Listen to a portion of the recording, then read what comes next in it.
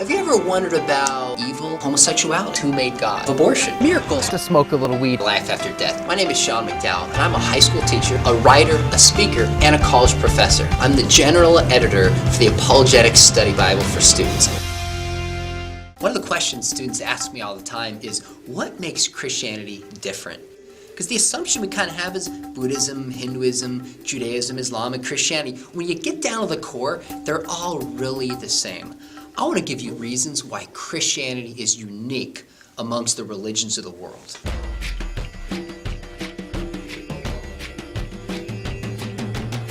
One reason is that Christianity is testable.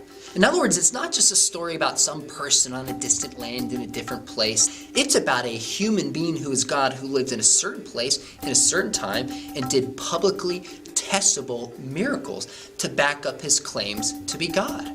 In fact, his ultimate miracle was rising from the dead. And Paul writes in 1 Corinthians 15, if Jesus has not been risen, our faith is in vain. You might say, wait a minute, what about religions like Mormonism? Well, Mormonism claims Jesus came to America, but there's no actual remains that we can examine to see if these stories took place. What about Islam? Well, Muhammad went into a cave, received the recitation, came out and persuaded people it was true, but offered no publicly verifiable miracles to back it up. Even Buddha allegedly said, if anyone does a miracle, that person is not a follower of mine. So Jesus did events in history.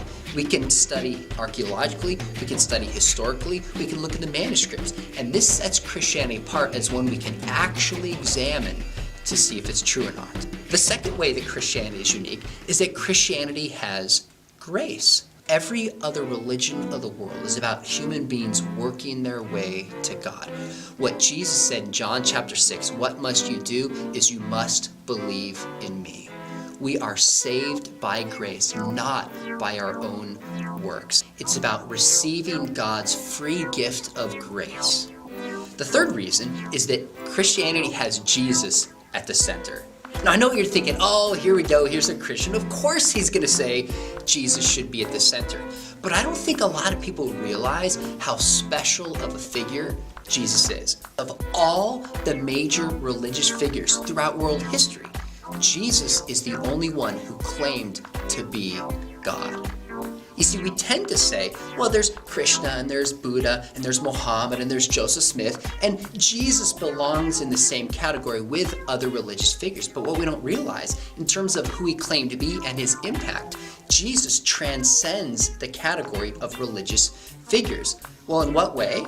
Well, interestingly, almost all other religions want to claim Jesus for themselves. So take Buddhists. Buddhists will say, oh yeah, we want Jesus, he's an enlightened one. Hindus will say, oh, we want Jesus, he's an avatar, which is a God who takes on human flesh. Many Jews will say Jesus was a good moral teacher. Even many atheists will recognize the moral principles that Jesus gave. Even in Islam, Jesus, the Quran teaches that he was born a virgin, that he was sinless, and he performed miracles. So everybody wants a piece of Jesus.